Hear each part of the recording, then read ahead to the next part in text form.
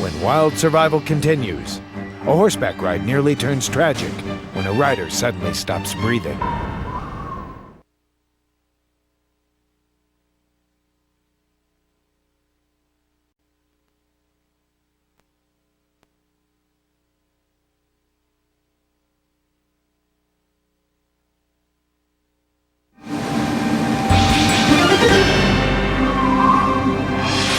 Shane Hassel knew he had asthma. Knew his scouts run a summer camp here. Normally a cool escape for desert dwellers like Shane Hassel, who came to Camp Geronimo to help out for a few days. I'm kind of a kid, and so coming up with a bunch of Boy Scouts was giving me a chance to act like a kid again and be goofy and have some fun, and so I was excited about coming up. Shane arrived a little late, rushed to his cabin, uphill and at altitude. It was hotter than he expected. By the time I got up here, I was already out of breath, and you know, it was quite a workout. That exertion was enough to begin triggering his asthma. But Shane was so excited he pressed on. He didn't want to miss a horseback ride that afternoon. I was named after the movie Shane, and I love that movie. I've always wanted to be a cowboy. The horses were being saddled when Shane arrived at the corral. He knew he was allergic to horses, but he didn't think it would be a problem.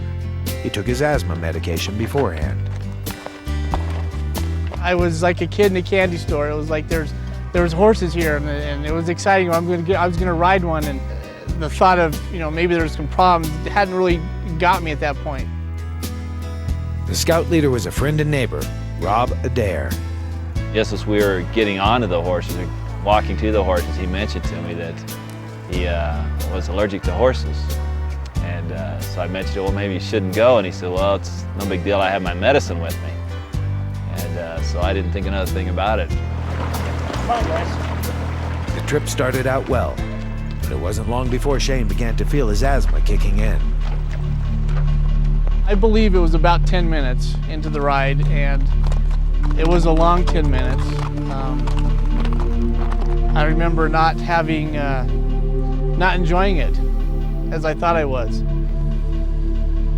I looked up at Rob, and he was in front of me, and I think I asked him something like, how long is this gonna be?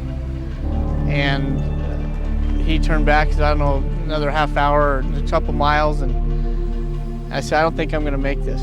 I said, I need to, you know, I can't do this. Just looked real uncomfortable, kind of like someone looks like when they're about ready to throw up. I mean, you could tell he wasn't comfortable. I just said, Shane, you don't look good. And he says, you know, I don't feel good. Wrangler, we got a guy who needs to go back. Shane left the group and headed back toward camp.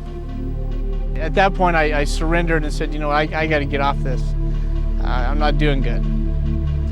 And my hands had pretty much grasps around the horn of the saddle.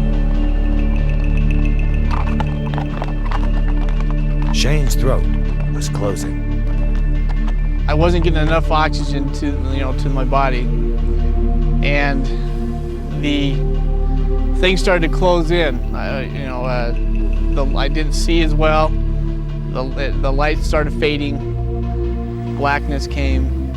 The head of the horse turned left, and that was the last thing I remember. I had passed out and was gone. Within minutes, Shane fell unconscious and stopped breathing.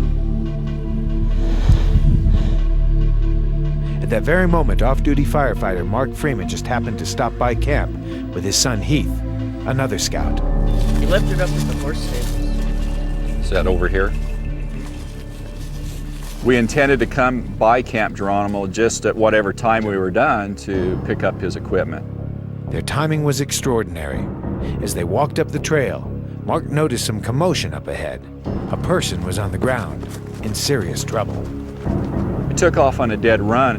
When he got to Shane, he found a man who was moments away from death. His condition was where he was completely cyanotic, which is pretty much blue. He did have a pulse. The pulse was very rapid. Respiratory effort was minimal, maybe 2 times a minute. and slowing down. Shane was dying. He was towards the tail end of his effort there. Wild Survival will continue.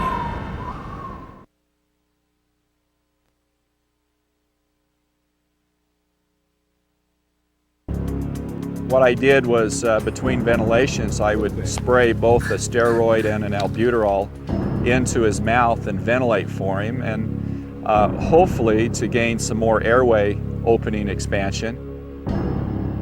When Rob Adair returned from the horseback riding trip, he told Mark that Shane was allergic to horses and suggested they get him away from the corral. Came down to about 80-something times a minute. And that's very encouraging because you know that the oxygenation is getting there. Shane was improving, but was still in imminent danger. Emergency care arrived from the Pine Strawberry Fire Department. An ambulance would take Shane to the hospital in Payson, Arizona, a 30-minute ride. Perhaps 30 minutes too long. Shane made it to the hospital alive, but his situation was dire.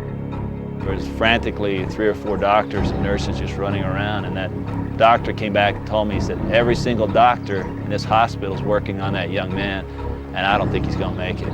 I think they're going to lose him. Shane was flown to a larger hospital in Phoenix. He was responding to treatment, but doctors thought he might have permanent brain damage caused by the lack of oxygen in the attack. He had been given a tracheotomy and couldn't talk, so his wife Janet wrote him notes to check his memory. I remember asking him if he remembered his father's name, and he wrote on the notepad his father's name, and I asked him if he remembered our kids. I get a puzzled look on my face, and I wrote, "We have kids?" My heart just sank, and then he winked at me, and I could have killed him. And she realized that I was going to be fine at that point. Shane made a full recovery, and he and his family have reunited with Mark Freeman, a chance to thank the off-duty firefighter, who they believe was heaven sent. It's a miracle that he was there. There's no question in my mind that he was placed there to save my life that day. I was just fortunate to be at the right place at the right time. You know, you may feel it's divine intervention. If there's a risk of exposure.